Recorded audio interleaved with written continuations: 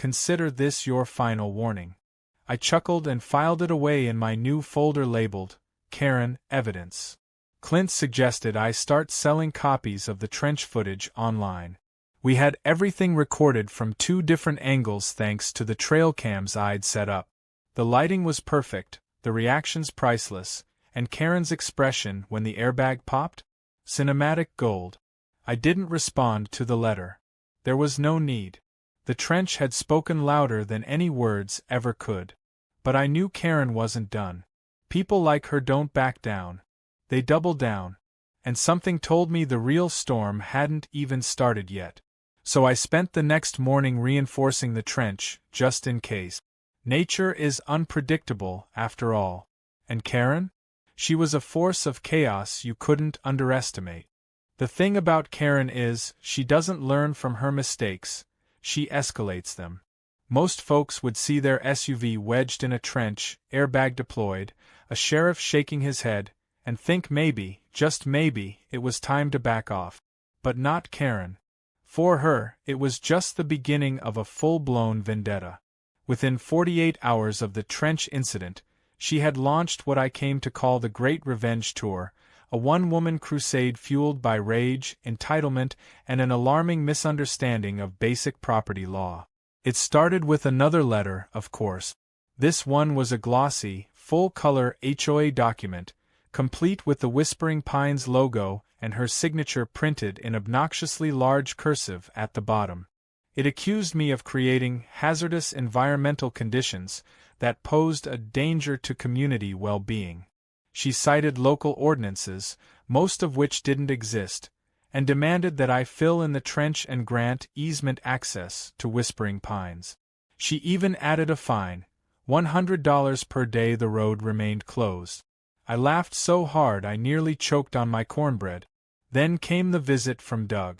Doug was Karen's cousin, a doughy man in an ill-fitting suit who introduced himself as the HOA's legal advisor. He drove up in a Prius, stepped out holding a leather briefcase he probably bought off Craigslist, and tried to serve me what looked like official legal papers. The man had mustard on his tie. I didn't even bother reading the documents. I told him the trench was part of an erosion control initiative approved by my property insurance provider, which was technically true thanks to a vague clause and a friendly chat with my agent. Doug blinked like I'd just cast a spell and muttered something about reviewing statutes, before getting back in his car and scraping the bumper on a tree root on the way out. By now, Clint was staying on the ranch full-time, partly because he wanted to help, and partly because he didn't want to miss whatever came next. He set up a second set of cameras, this time with motion detection and night vision. I half expected Karen to sneak in under cover of darkness and fill the trench with cement. She didn't, but what she did next was somehow worse. She called in the local paper. A few days later, I opened the front page and nearly dropped my coffee. There it was. A full article titled, "Local Man Accused of Building Traps to Stop Community Progress." It featured a photo of Karen standing dramatically next to her half-sunken SUV, arms crossed, with a look that screamed misunderstood victim. The article painted her as a pioneer of suburban unity, bravely trying to connect 2 communities until her efforts were sabotaged by a hostile landowner with a vendetta against the HOA system. My name wasn't printed, but the description, reclusive rancher with a history of anti-HOA sentiment, left no doubt. Clint thought it was hilarious. I was mostly annoyed. The phone started ringing. Neighbors, old friends, even a woman I dated in college, who thought the article made me sound like a vigilante hero. I told her it wasn't exactly the Batman origin story, but I appreciated the sentiment. Karen, though, wasn't done making a scene.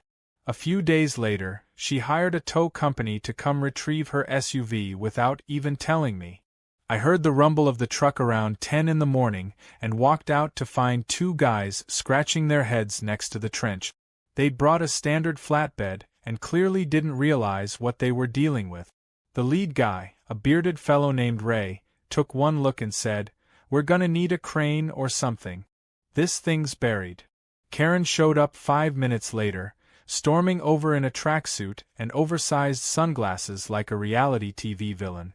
She ordered them to just pull it out and accused me of sabotaging the trench further since her last visit. I reminded her, calmly and without a hint of sarcasm, that erosion waits for no one. Against better judgment, Ray decided to try anyway. He backed up the tow truck, connected the winch, and gave it a go.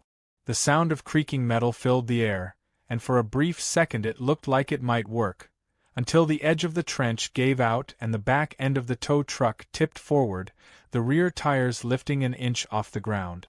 Ray hit the brakes fast, swore loudly, and unhooked everything.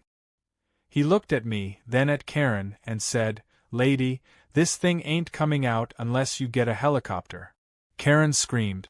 Not a polite scream. Not even a frustrated scream. It was the sound of a banshee losing a custody battle with gravity. She threw her sunglasses on the ground and stormed off again, muttering about lawyers and lawsuits and maybe even witchcraft, I'm not sure. That evening, Clint and I were sitting on the porch watching the sun dip behind the hills when he said something that gave me pause. What if she finds something in the county records? I looked at him sideways. Like what? I don't know. Easements. Old agreements. Hidden technicalities. These HOA types have a way of sniffing out loopholes when they're losing. I didn't sleep well that night. The trench, the sheriff's visit, even the newspaper article hadn't bothered me. But the idea of a forgotten easement? That was the kind of thing that could actually cause trouble. So the next morning, I drove down to the county clerk's office, signed in, and asked to look at every property document tied to my land and the adjacent subdivision. It took hours, pages and pages of ancient typewritten records, yellowed paper, and hand-drawn map. Finally, tucked between two surveys from the 1970s, I found it. An easement contract. My stomach sank, until I actually read it. The easement did exist. But it wasn't in favor of Whispering Pines. It was the opposite. According to the document, the developers of the subdivision had agreed, before building, to construct their own access road to the highway and to never rely on existing private farm roads for community use. It was signed, notarized, and still valid. I sat there stunned for a moment, then laughed. Not just a chuckle, a full-belly laugh that made the county clerk raise her eyebrows. Karen had been fighting this hard for a shortcut she legally had no right to use. Her entire crusade was based on a fantasy. I made copies. Lots of them. I emailed a set to myself. I even laminated one and slid it into my glove compartment. Karen had brought the drama, the press, and the petty chaos. But I had the documents, the trench, and the law. The war wasn't over. But I had just found my secret weapon. The look on Karen's face when I handed her a laminated copy of the easement document was the kind of thing you bottle and save for a rainy day. She stood there on the edge of my property, clutching a venti-iced something and squinting at the paper like she couldn't quite read it through the fog of her own entitlement. I didn't say a word. I let the words on the page do the talking. When her eyes landed on the clause that stated, in very clear language, that Whispering Pines was legally obligated to build its own access road and could not use existing private ranch roads for community passage, she went dead quiet. For 5 glorious seconds, there was nothing but the sound of the wind and a cow mooing in the distance. Then she tried to crumple the page, only to realize it was laminated. That only made it better. That afternoon, I drove into town and met with a real lawyer. Not Karen's cousin Doug, who still hadn't figured out how to spell jurisdiction, but a seasoned local attorney named Marla Pritchard. She'd been handling ranch and land disputes in the county longer than Whispering Pines had even existed. When I showed her the document, she gave me a slow nod, then leaned back in her chair and said, "Well, Mr. Buckner, looks like you're the proud owner of the high ground. Legally, morally, and topographically.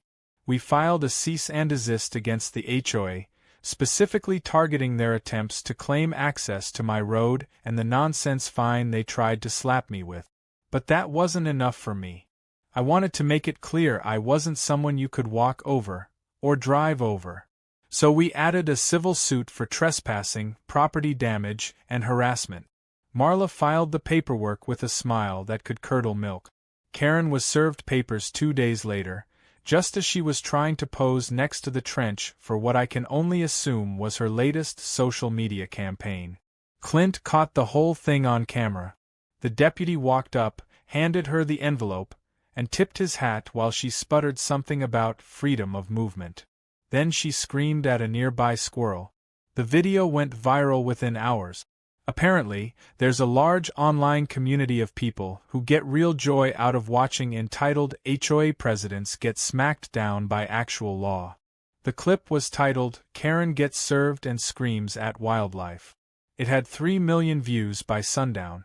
Things started unraveling for her after that. Whispering Pines held a surprise HOA meeting. No fancy brunch, no yoga mats, just a bunch of tired homeowners who'd had enough. Turns out, she'd been a thorn in their sides too. She'd fined people for mismatched mulch, ticketed a teenager for playing drums too loudly at noon, and tried to get a neighbor evicted for having a Halloween display that she called spiritually unsettling. That last one involved a 9-foot skeleton dressed as Elvis. Her power was slipping fast, and she knew it. Still, Karen didn't go down without a fight. She filed a countersuit against me claiming emotional distress, vehicle damage, and loss of social capital. Her lawyer was, once again, her cousin Doug. In court, he tried to argue that my trench had been a malicious act of aggression aimed at destabilizing a peaceful community. The judge asked him if he had any case law or precedent to support that. Doug replied, "No, but I have feelings." The judge blinked twice, and then turned to me and asked if I had anything to add.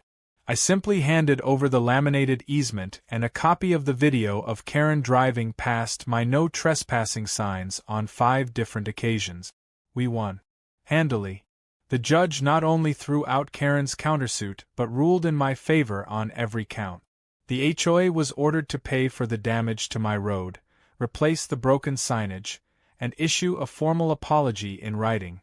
Karen was removed from her post as president and barred from holding any HOA leadership role for the next 10 years.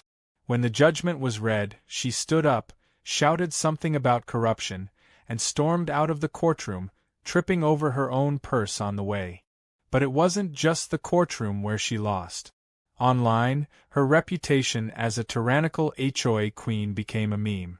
People photoshopped her screaming face into historical events, space missions, and cartoons. Clint made a t-shirt that said, "Trenched by Karen," and wore it to the farmer's market. It sold out in 3 hours. Even Sheriff Cole stopped by to buy one. The HOA, desperate to avoid another trench gate, finally began construction on their own access road. It was supposed to take 3 months. It took 5, thanks to rain, budget cuts, and one unexpected delay involving a rattlesnake nest that Clint may or may not have relocated near the construction site. I didn't ask, and he didn't say. When the road was finally done, there was a ribbon-cutting ceremony with balloons and awkward speeches from HOA board members pretending they hadn't tried to annex my property 6 months earlier. Karen didn't show up. Rumor had it she was selling her house and moving to Florida to start fresh. I wished Florida good luck. They were going to need it. I celebrated in my own way. Installed a brand new gate at the start of my road, solar-powered, motion-sensing, and equipped with cameras. I posted a new sign, too. It read, "Private property. Trespassers will be trenched." It was half warning, half joke. But around here, folks knew better than to test either half. Clint moved into the old guest house behind the barn and stayed on full-time. Said he liked the peace, the quiet, and the occasional battle with lunatic. We built a little porch off the front of the guest house and sat out there most evenings, sipping sweet tea and watching the sun drop behind the hills. The trench, by the way, is still there. Not filled in. Not forgotten. I planted some wildflowers around it. Made it into a feature. The cows avoid it. The tourists ask about it. It's got its own legend now. Sometimes I think about how quickly it all spiraled. How one woman's obsession with control turned a peaceful road into a war zone. But mostly, I think about how satisfying it is to stand your ground, especially when that ground is dug out just deep enough to catch the wheels of entitlement. Karen didn't just fall into a hole. She fell into her own hubris, and for once, the land itself decided to push back.